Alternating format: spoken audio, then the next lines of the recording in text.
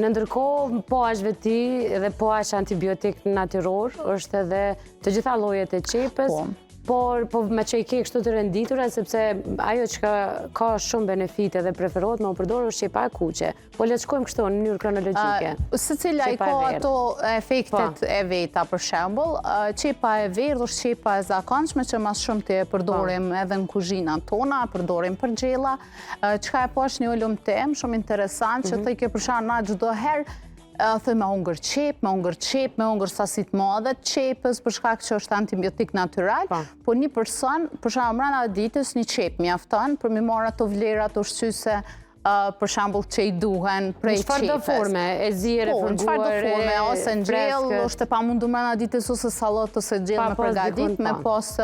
një qep. Përmban gjithashtu edhe qepa e verdhë antioksidant që ndihmojnë me largu inflamacionin,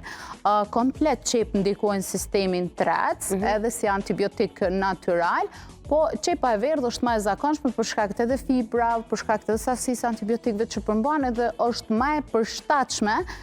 për mu bu në format ndryshme. Për shembull edhe mu përgadit, edhe si e freskët, edhe për shembull muzi, edhe në çfarë do forme qepa e verdhë është ma e përshtatshme. Ndërsa kur jemi te qepa e kuqe, domethënë përmban antocianinat, të cilat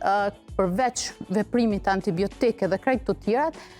edhe ajo pigmenti që e përmban ka veprimin antibiotik pak më të lartë, çka është më rëndësi që këta duhet me shfrytzu edhe qepën e verdhë, po të kuqen duhet me shfrytzu edhe lëvoren e qepës, sidomos për përgaditjen e çajrave, për kall, për inflamacionin përgjithësi, ajo është për inflamacion, ku në këtë rast e nale dhe inflamacionin respirator, po të njëjtën kohë ndikon edhe në inflamacion në sistemin tretës. Çka është më rëndësi, një kombinim shumë i mirë që mundet mu bo me lëvoren e qepës, është me karanfel, me shkop karanfili, për shembull lëvorja e komplet një qepës, kjo pjesa e thotë, me diku 10 shkop karanfel afërsisht, mi zi për 10 minuta, mi lo muftof, mi shtu pak limon që me rrit efektin e vitaminës C dhe antibiotikut, është jashtëzakonisht shumë e mirë 2 orë para gjumit për me rregullu nivelin e prodhimit të melatoninës me arrit pikun edhe gjithëshyshën e këtë dhe dumjuratu me gjumë. Këtë po flajmë sot. Me sistem tretës me gjumë dumjuratu. Oke, këzëmet, kështu që kjo është ideale,